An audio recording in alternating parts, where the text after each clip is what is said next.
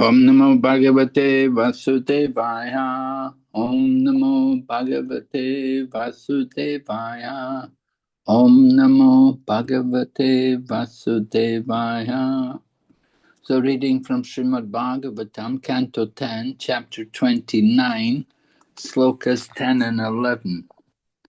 Dusaha Prishta Viraha Tivratapa Dutasubha Dhyana Praptachuta Shlesa Nivritya Shinamangala Tam Eva Paramatmanam Jara Buddhyapi Sangata Jahur Guna Mayam Deham Sadhya Praksina Bandhanaha. Translation.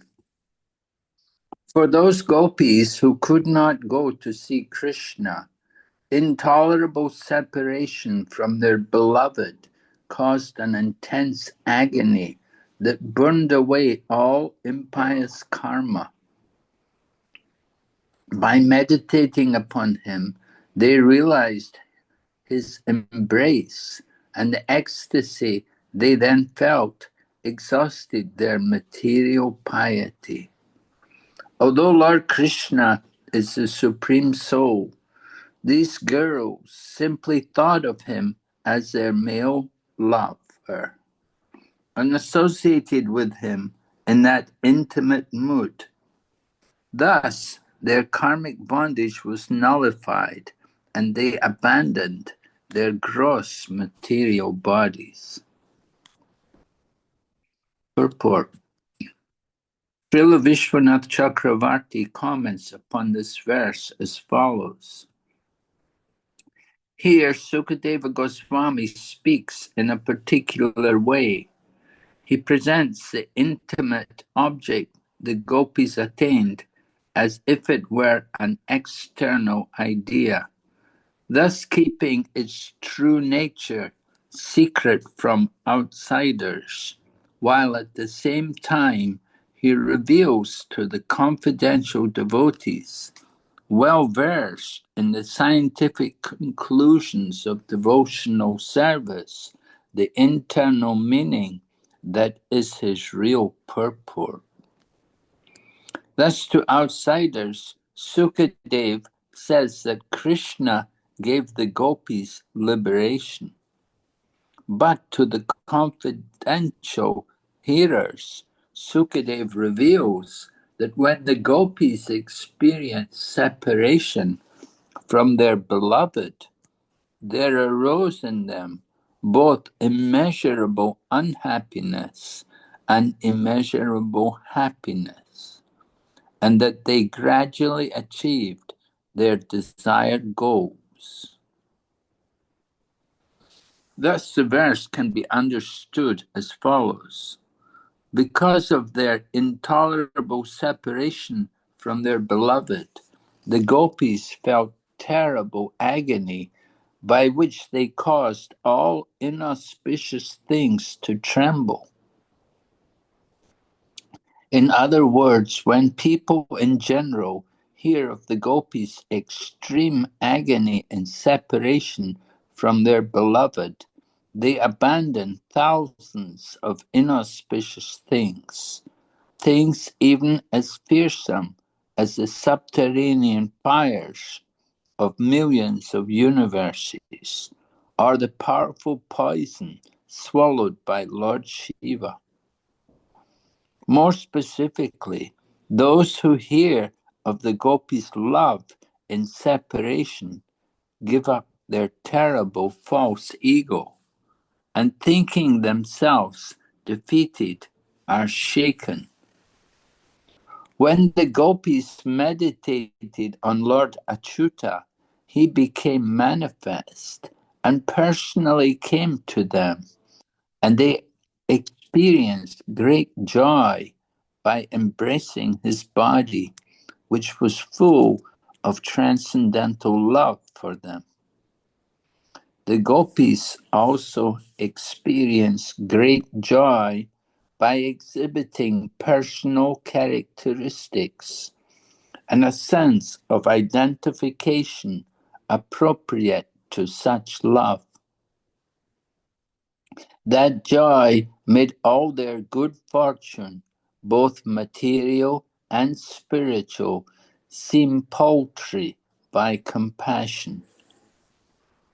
The implication is that when other persons see how happy the Gopis became upon embracing Krishna when he manifested himself directly before them, these other persons feel that thousands of so-called auspicious objects are insignificant by comparison, including all the sense gratificatory pleasures found in millions of universes, and even the supersensory pleasure of spiritual bliss, Brahmananda. Thus, hearing of the Gopis' distress and the joy that arose, respectively, out of their separation from the Supreme Lord and their union with Him, anyone can get rid of all the reactions of his past activities, both sinful and pious. Vaishnavas certainly do not think that sinful and pious reactions can be destroyed only by being lived out, since, after all, neither separation from the Supreme Lord nor direct association with Him are in the category of karma. This kind of elimination of karmic reactions occurs in the stage of bhajan for those who have come to the level of anartha nivritti. And thus the Gopis thought of Krishna, the Paramatma, or supreme worthy object of all love, as their paramour. Even though such a concept is ordinarily contemptible, the Gopis realized Krishna in an even fuller sense than did Rukmini and his other queens, who thought of him most respectfully as their husband. That thinking of the Lord as one's paramour is superior to thinking of him as one's husband, is proved by the fact that unbridled pure love is superior to domesticated love. This idea is born out of the following words of Sri Uddhav. Yadustyajam swajanam aryapatam chahitva. These ladies of Braja abandoned their families and their advanced religious principles, even though to do so is very difficult. In his pastimes on earth, Krishna often turns the most lowly things into the most elevated. As Bhisma stated, Krishna's pastime of acting as Arjuna's chariot driver was even more elevated than the pastimes in which he acted as a mighty king of kings. Vijaya Ratakutumba Ataptotre Dridahaya Rasmini Tachirishaniye. I concentrate upon the chariot driver of Arjuna, who stood with a whip in his right hand and a bridle rope in his left, and who was very careful to protect Arjuna's chariot by all means. Similarly, in the Lord's appearance as Krishna, we see that the normally inferior conjugal Rāsa becomes better than the normally superior mood of Shantarasa, as also the attitude of loving a paramour becomes superior to the loving exchange between legitimate spouses, and lowly gunja necklaces, red oxide paste, and peacock feathers become better than the most excellent jeweled ornaments. But it may be objected, if it is not fitting for the Supreme Lord to sport with women whose bodies have already been enjoyed by other men, this objection is replied to by the words beginning Jahu. The word deham is used here in the singular form to indicate unity of category. Even though the gopis are many, some authorities say that by the power of Yoga Maya, these gopis' bodies disappeared in a way no one noticed. But other authorities say that the body referred to in this context is the inferior body, composed of the modes of material nature. Thus, by the prominence of the adjective guna mayam, it is understood that before the gopis heard the sound of Krishna's flute, their bodies had been twofold, material and spiritual. And upon hearing the flute, they gave up the material bodies, which their husbands had enjoyed. We may analyze this as follows. When devotees begin prosecuting devotional service in accordance with the instruction of a bona fide spiritual master, they engage their ears and other senses in pure devotion by hearing of the Lord, chanting his glories, remembering him, offering obeisances to him, giving him personal attention, and so forth. Thus the devotees make the Lord's transcendental qualities the objects of their senses, as stated by the Lord himself, Nirguno Madhya Apashraya.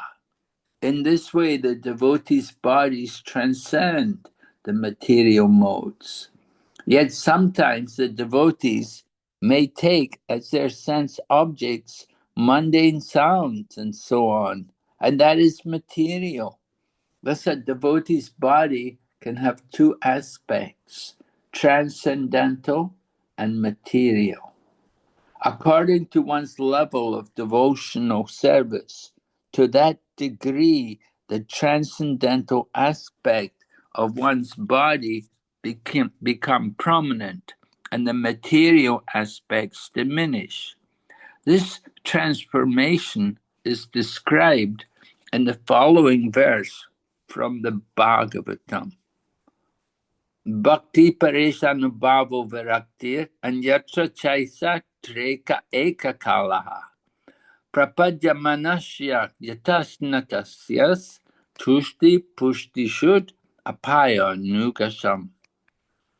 Devotion, direct experience of the Supreme Lord, and detachment from other things. These three occur simultaneously for one who has taken shelter of the Supreme Personality of Godhead, in the same way that pleasure, nourishment, and relief from hunger come simultaneously and increasingly with each bite for a person engaged in eating. When one achieves totally pure love of God, the material portions of the body disappear and the body becomes completely spiritual. Nonetheless, so as not to disturb the false opinions of atheists, and so as to protect the confidentiality of devotional service, the Supreme Lord usually has his illusory energy exhibit the demise of the gross body. An example of this is the disappearance of the Yadavas during the Moshala Leela. Sometimes, however, to proclaim the excellence of Bhakti Yoga, Krishna will allow a devotee to go back to Godhead in his self-same body, as in the case of Dhruva Maharaj. We can cite evidence for this point from the 25th chapter of the 11th canto, verse 32. Yene me nirjita somya guna jivena chittaja bhakti yogena matnishto madbhavaya prapadyate. A living entity who conquers the modes of material nature, which are manifested from the mind, can dedicate himself to me, Krishna, by the process of devotional service, and thus attain pure love for me. Here, the Lord states that the defeat and destruction of that which is composed of the modes of material nature can be brought about only by the process of devotional service. Therefore, what we should understand from the present verse of the Bhagavatam is that the Gopis who could not go to see Krishna had their inauspicious material bodies removed or burned up, while their auspicious spiritual bodies, far from being destroyed, simply grew more prominent because of the ecstasy the Gopis felt by embracing Krishna in meditation. Thus their bondage was completely destroyed by the help of Yoga Maya. They got free from ignorance and also from the prohibitions of their husbands and other relatives. We should not make the mistake of explaining this falling away of the Gopis' bodies as being a result of their dying, as the Lord himself states, Ye maya krideta ratriyam vanesmin braja astitaha alabda rasa kalyanyo mapur madvirya chintaya. Some of those all-auspicious gopis could not directly join me in enjoying the Rasa dance on that night in this Vrindavan forest. Yet still they achieved my association by remembering my transcendental pastimes. So by using the word kalyanya in this verse, the Lord implies, even though these gopis wanted to give up their bodies because of their husbands' prohibitions and the torment of separation from me, for them to die at the very beginning of the most auspicious festival of the Rasa dance would have been displeasing to me and thus inauspicious, so they did not die.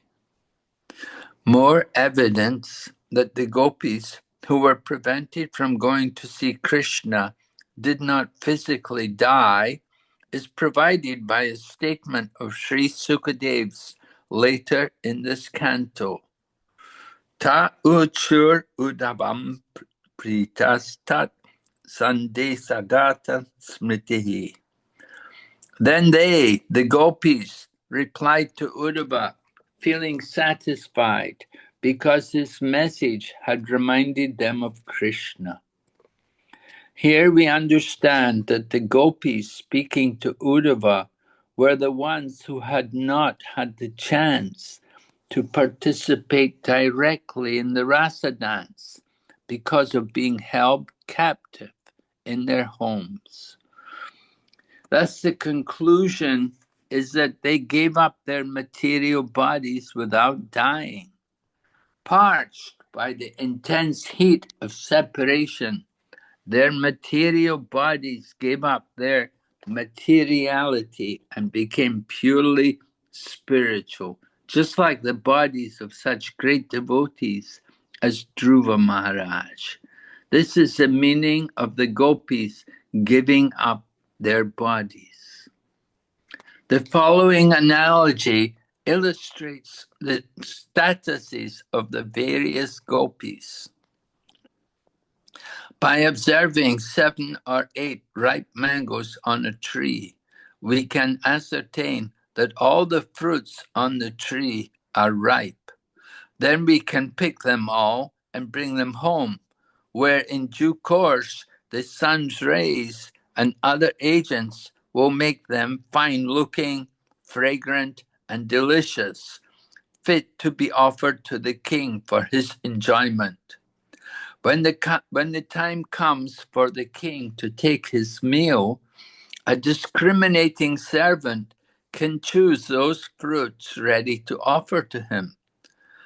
From the appearance of the fruits, the servant can tell which are ripe in the middle and still raw on the outside, and thus not yet fit for the king. By the application of a special heating process, these remaining fruits will become ripe in 2 or 3 days, and then they too will be ready to offer to the king. Similarly, among the Munichari gopis who took birth in Gokul, those who completely gave up the materiality of their bodies and very early in life achieved purely spiritual bodies were able to remain untouched by any other man. Thus, Yogamaya allowed them to join the Nitya Siddha and other advanced gopis when they went to meet Krishna. Other Munichari gopis still retain some connection with the external material body, but even they, after being parched by the heat of separation from Sri Krishna, gave up the materiality of their bodies and assumed perfectly transcendental bodies, purified of all taint of contact with other men. On the night of the Rasa dance, Yogamaya sent some of these gopis out behind those who had already gone out. Others who Yogamaya saw still had a slight amount of contamination. She kept back to further purify with the heat of separation, and then she sent them out on some other night. After enjoying the pleasures of the Rasa dance and other pastimes with Krishna, the Munichari gopis who had participated went back to their homes when the night was over, as did the Nitya Siddha and other advanced gopis. But now, Yogamaya protected these Munichari gopis from the material association of their husbands. In other words, these gopis were devoid of any selfish attachment for husband, children, and so on. Since these gopis were thoroughly immersed in the great ocean of love for Krishna, their breasts dried up so that they could not feed their infants, and to their family members, they appeared as if haunted by ghosts. In conclusion, it is not unseemingly that the gopis who were previously in material association joined in the Rasa dance. Some authorities, however, maintain that the gopis who were kept back in their houses did not have children. According to them, whenever such words as apadya, meaning children, are used in verses yet to come, these words refer to the children of co-wives, to adopted children, or to nephews and nieces. So this is the end of the purport, finally. My goodness, it's really a big purport, isn't it? There's so much there. Yes, Guru Maharaj, that's why we waited. We wanted to hear from you. Okay. So it must be a very, very important verse, right? When we have such a long purport, we can understand this must be a very significant verse. So let's read the verse again. For those gopis who could not go to see Krishna, intolerable separation from their beloved caused an intense agony that burned away all impious karma. By meditating upon him, they realized his embrace, and the ecstasy they then felt exhausted their material piety. Although Lord Krishna is the Supreme Soul, these girls simply thought of him as their male lover and associated with him in that intimate mood. Thus their karmic bondage was nullified, and they abandoned their gross material bodies. All right, so we're told a lot here about the gopis, how they got free of their karma. We were hearing how the time of Rāsa Leela, Lord Krishna had played the flute, and the gopis in general, they all came running. They left everything and came to Krishna. But some gopis were not able to go because their husbands were more powerful. Their husbands would keep them back. So this, of course, this is something we want to understand, that these gopis who were not able to go and join with Krishna, their karma, or they were not so qualified to go to be with Krishna, and they had to be there in the home with their husbands. But although they could not go to see Krishna, they meditated upon him, and their deep attachment, they were described here, intolerable separation caused intense agony. That pain of being separate from someone who you have such love, such attachment to. So that caused them some intense agony. But still, they continued to remember Krishna, and they realized his embrace. Meditating upon him, they're meditating, absorbed in thought of Krishna and embracing Krishna. And we're told that ecstasy exhausted their material piety. So burned up all their past karma. And they're freed of all that karma. And we're told these gopis, they simply thought of Krishna as their lover.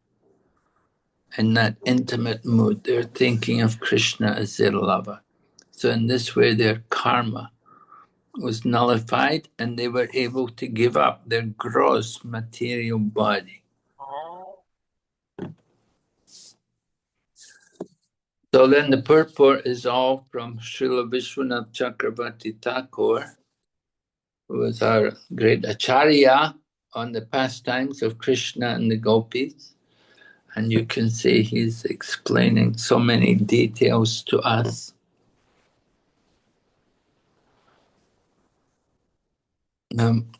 We're told how Vishwanath Chakravarti Thakur is speaking about Sukadeva Goswami. And he says, Sukadeva Goswami presents the subject matter, the Rasa dance, in such a way that we feel both pain and pleasure. But he does it in such a way that he's covering the true nature from outsiders, because not everyone is qualified to understand the higher details of the Rasa dance. You know, there's many outsiders, and they're thinking Krishna and Gopis, they're thinking this is some ordinary love affair. And they're thinking they can also enjoy, like the Gopis, they can also enjoy this Rasa dance. So Sukadeva Goswami, he covers up the real meaning, and he does it in such a way that he presents the Brahman, talks about the impersonal feeling, doesn't speak about the bhava and the prema, which is the real goal of bhakti, the ultimate goal. But Sukadeva Goswami, he's covering it. He wants only the devotees, only the pure devotees, they should know the real meaning behind the Lord's pastime.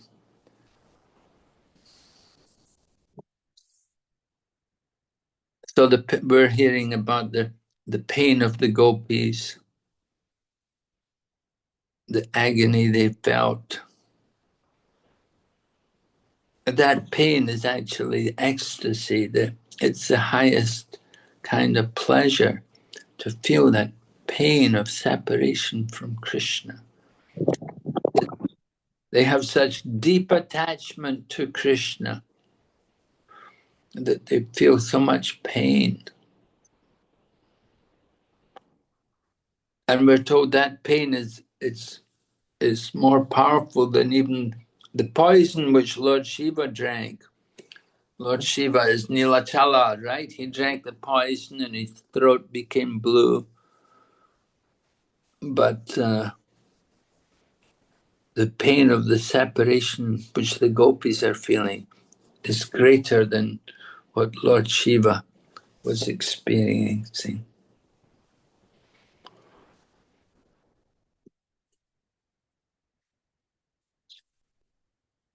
So that we hear about the Gopis meditating, and how by their meditation, the Lord Krishna actually becomes manifest, and he personally comes to them. In their meditation, they're personally with Krishna, and they experience the joy of embracing his body.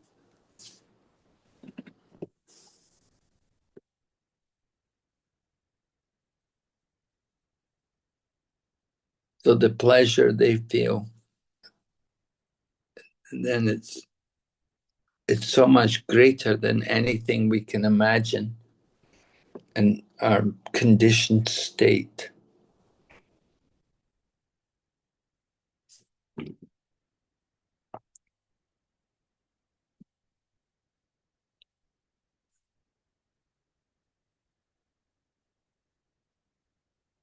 And we're told the idea is, the intention is, or the implication is, that when we hear about how much pleasure the Gopis are getting, then we will also be attracted.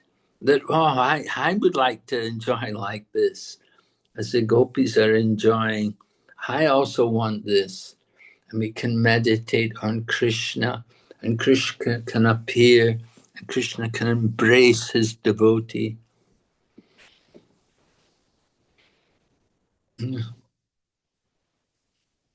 So this is of course, this is spiritual pleasure.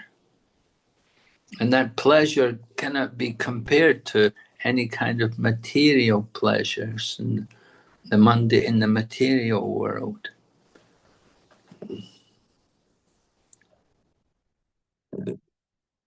So the gopis were feeling ecstasy, they were feeling also distress. They're feeling distress due to their separation. But that feeling of distress, that was also ecstasy. They were feeling also some pleasure because they're absorbed in Krishna.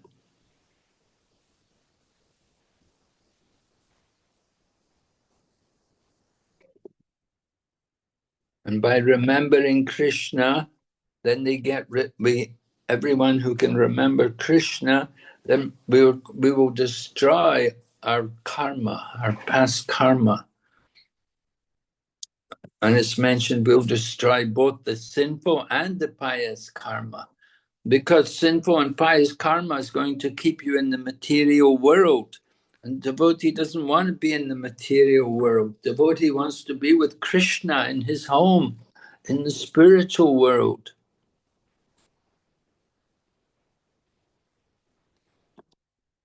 So in the purport also they talk about how some people think that one's karma, one's sinful and pious reactions can be destroyed just by suffering the karma and enjoying the karma. Or as they say in the purport, just by living it out. Right? In the course of time, you get some karmic reactions. So people think that's one way to get rid of the karma. But devotees don't think like that.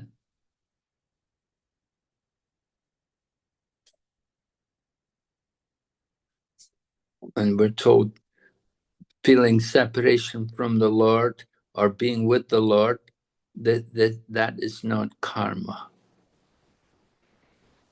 That is not karma. That is devotional service. So then it goes on, this kind of elimination of karmic reactions occurs in the stage of bhajan. Right? And for those who have come to the level of anartha nivritti.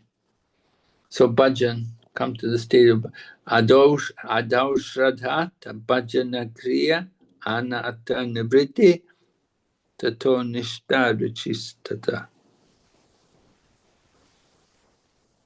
So the stage of bhajan, adau shraddha sadhu sangha bhajana kriya, it can be the third stage.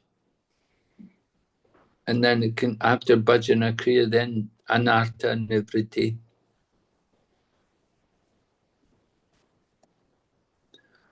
So devotees want to get through these stages. Bhajana kriya, that's usually where you get the shelter of a devotee, a spiritual teacher, you get initiation, and then you go on and do anartha nivritti.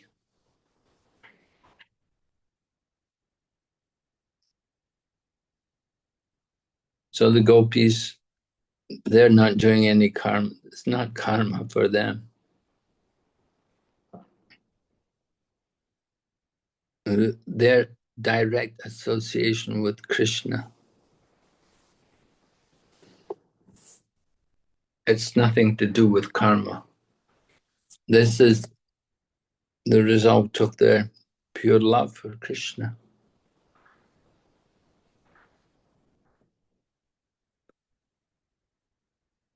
So the gopis thought of Krishna as their lover. Just like Mother Yashoda thinks of Krishna as her son, the gopis think of Krishna as their lover. And that pleasure of being lovers, that is greater than being husband and wife. The husband and wife, their pleasure is like domestic, right? That's the pleasure of the home, domesticated enjoyment. But the gopis, their love with Krishna is without marriage. So it's greater, it's a greater pleasure. And even devotees like so like devotees like Subhuti Rai and different devotees in Krishna consciousness, you know, they experience the pleasure of loving Krishna. They're happy in the service of Krishna, and they experience. But the love for Krishna is not yet on the highest stage of bhava or prema. Those are very exalted stages. But still, they have an attachment for Krishna. So they discuss about how the gopis love because it's without marriage. So we think, oh, it's very disgusting to have a loving exchange with a man without marriage. You know, this is not acceptable in society. But with the gopis, it's different. In the material world, what is the lowest pleasure in the material world is the highest pleasure in the spiritual world. We have to understand that we're dealing with the material world. In the material world, there will be trouble.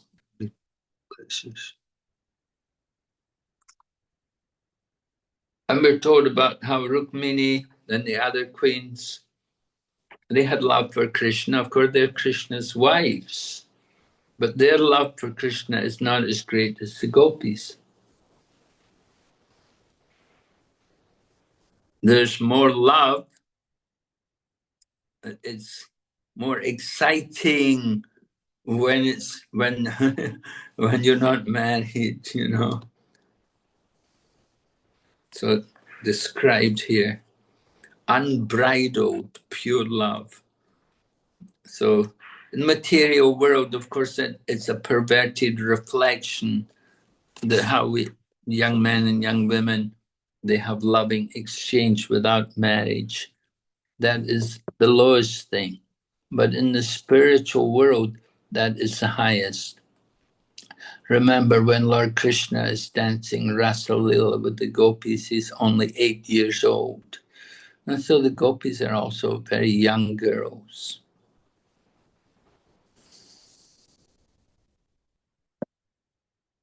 But still, many of the Gopi ladies, they were married, and the verse is quoted from Srimad Bhagavatam, how these ladies, they abandoned their families and they gave up their religious principles just simply to serve Krishna, to go to be with Lord Krishna. And of course, it's not easy to do that. Families and ladies are naturally be very attached to their children and their religious principles also they've been cultivating throughout their life. They don't like to give up, but they did this simply for Lord Krishna. So it's a very interesting section in the purport there where they talk about how Krishna can turn the most lowest thing into the most elevated.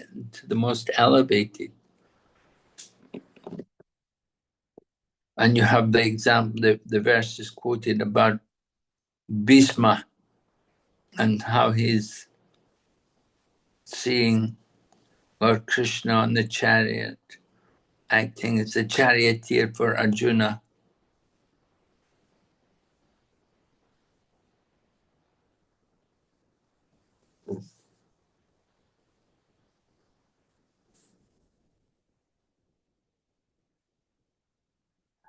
And Bhishma said that Lord Krishna being Arjuna's chariot driver, that's even higher than the pastimes in which Krishna is the King of Kings. Yeah, Krishna is the King of Kings, but that's all with great awe and reverence. You have to give great respect. But here on the battlefield, Lord Krishna is driving the chariot for Arjuna.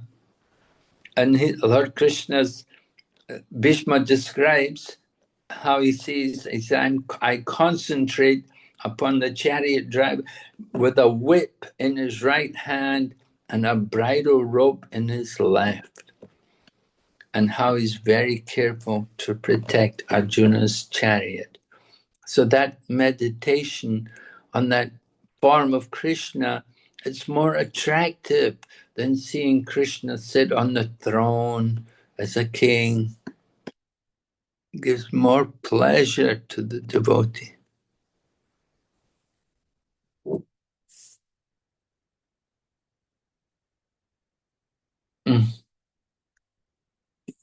So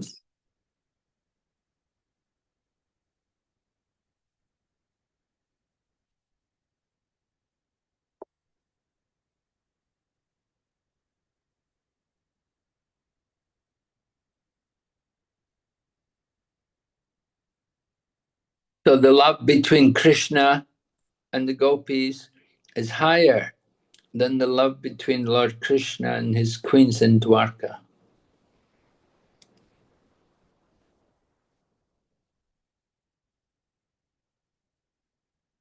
And they give this another example that Lord Krishna in Vrindavan he's wearing Gunja necklace and red oxide paste and peacock feathers. But these ornaments from the forest of Vrindavan, they're better than the most excellent jeweled ornaments. You know, when he goes to Dwarka as a prince, whatever, if he goes, but that appearance of Lord Krishna decorated with things from the forest is better than seeing Krishna with the best jewels. And like when he comes from Dwarka, it's got all these beautiful jeweled ornaments. But the gopis, they prefer Krishna from Vrindavan with the peacock feather and the Gunja necklace and the red oxide paste.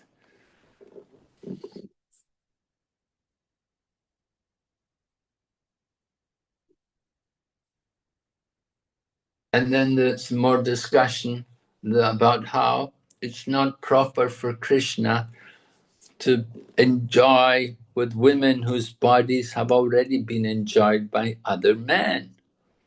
That these gopis have already been married to they're married women, and their husbands have enjoyed their bodies. And how could Lord Krishna involve with them? So it's explained to us. It's the power of Yoga Maya, that the gopis' bodies disappeared in a way no one noticed.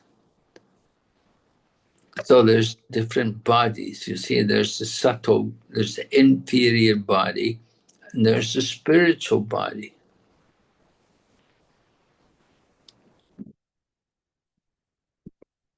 And we're told when the gopis heard Krishna's flute, their bodies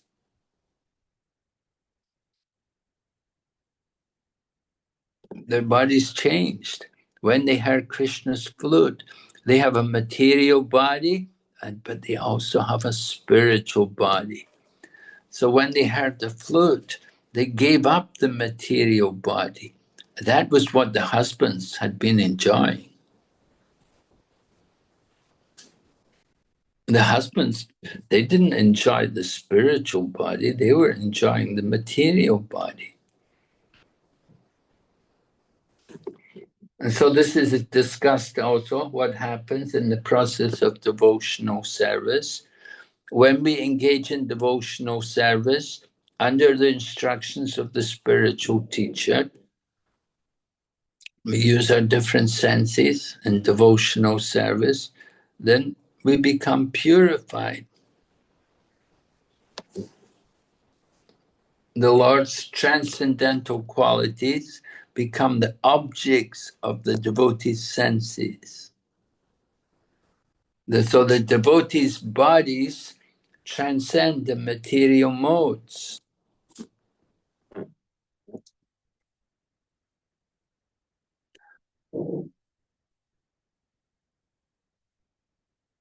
The material body, they will take the material sounds, material objects.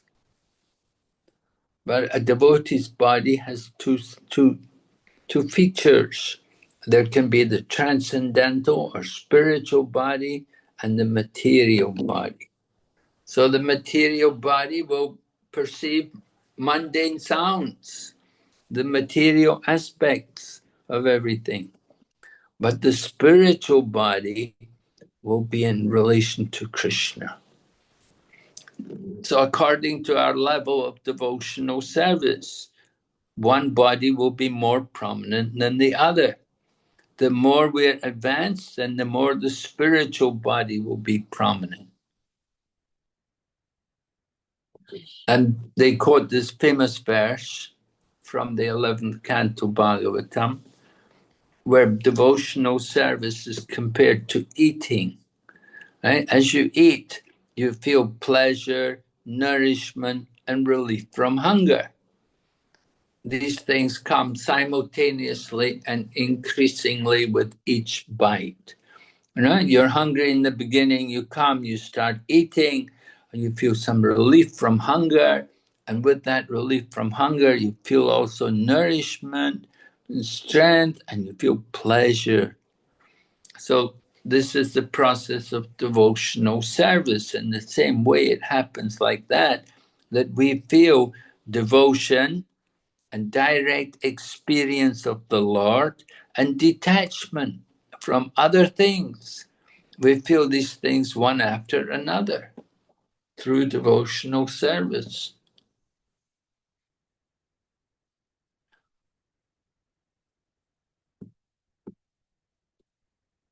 And then we're told also how devotees can go back to Godhead sometimes in the same body, just like Dhruva Maharaj. And I think also the Pandavas, they also described they went back to Godhead in the same body.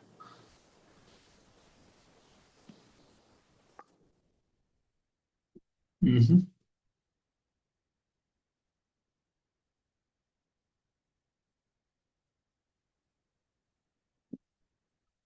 Getting a bit late. I don't want to go too late. Huh? Maybe we'll finish this purport tomorrow. Okay, Guru Maharaj. Let's see. We got as far as that purport about Dhruva Maharaj going back to Godhead in the same body. And we'll finish the rest of the purport tomorrow. Because there's quite a lot there. We don't want to rush it. Okay, Guru Maharaj. Thank you. Thank you so much, Guru Maharaj. Okay. It was so beautiful. Thank you. His I Holiness just have Bhakti. one question. Yes. Yeah, when Guru Maharaj was talking about spiritual and material body, I was thinking, is it that the gopis had lost their mind and were in higher intelligence? The mind was not working, because I was trying to relate it with what happened with me when I was going to Vrindavan this time. I was like, oh, in my temple, I don't have this, I don't have that. When I go to Vrindavan, I'll buy this. But when I was in Vrindavan, I completely forgot about all these things. There were shops there, but I didn't do any shopping. I was so lost that I have to just go and reach to the temple and, offer my prayers there. And then when I came back here to Taiwan, I was like, oh, I forgot to bring these things. So it was like I came to the material mode. I was like, oh my God, how did I forget? I need these things for my temple, for my Krishna. And I was seeing the, pillows and the cushions and everything. Bhavna had told me, you can have the cushion for Krishna when you are giving bhog. I was like, yeah, when I go Vrindavan, I'm going to bring this. But I just forgot. I was just there. So is it the mind that shuts off and you become in that, you come in that body, or what is it, the gopis, when you say, they came in, they just forgot about their husbands, is it that, they came in the spiritual body, the mind just shuts off, or what is it, Well, we do have a it's spiritual mind. yeah, You do have a spiritual mind, but yeah, definitely, coming into Vrindavan and seeing everything, it's certainly an experience, and yeah. it's difficult to focus. You're in such a different environment from anything, Yes, so yes, it's a big change to just get adjusted, to get orientated, focused right. yeah, It's not so easy. Being in Vrindavan, the atmosphere yeah. is so intense. Very pure devotees. Wow. Mm. Yes, so many. You feel you feel you are nothing. I mean, the way they are so devoted. Oh my gosh. Yeah, that's definitely Yeah. like And that. you try to compete that no, I'm saying it louder. Yeah, when we go there to the Holy Dham, we realize how insignificant we are Yes, yes, in yes. the presence of Very true. so many great devotees. Yes. So, So I was just trying to relate and understand, is it the mind when you say they well, you become they captivated gave up by the higher yeah, things. You see, you were absorbed in seeing the deities and maybe taking part in the kirtan. And so what the other things, you were just on a higher level. You could say you put aside these things, the shopping and so on, you put that aside yeah, for the higher purpose, for the higher pleasure. yeah, Is it the mind? Well, the mind. Well, if the mind is absorbed in Krishna, then there's no loss. There's no problem. You could say it's yoga maya. It's yoga yeah, maya. Krishna brings you closer to him, allows you to become more absorbed in thought of him.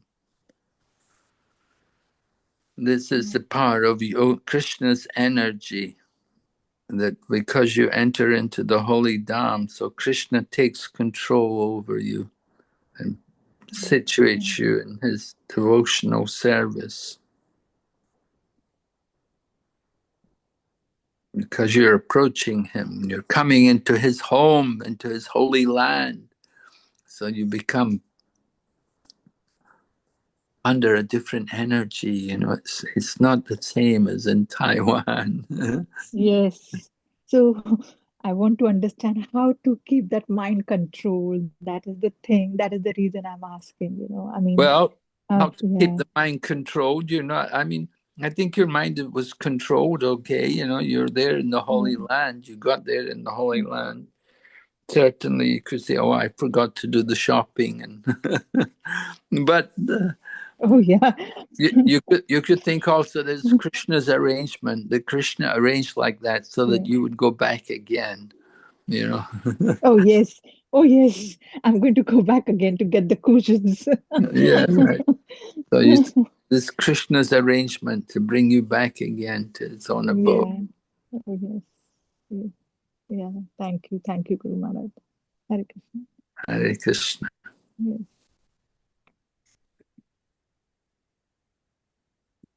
Okay, Srila Prabhupada ki jai. His Holiness Bhakti Vignav Nishma Maharaj ki Jai. For Vrinda ki jai. Jai. Hare Krishna. So Guru Maharaj, we'll see you tomorrow morning for the reading. Okay. Thank you so much. Thank Hare you. Krishna. Hare Krishna. Hare Krishna. Hare Hare Krishna. Krishna. Hare Krishna.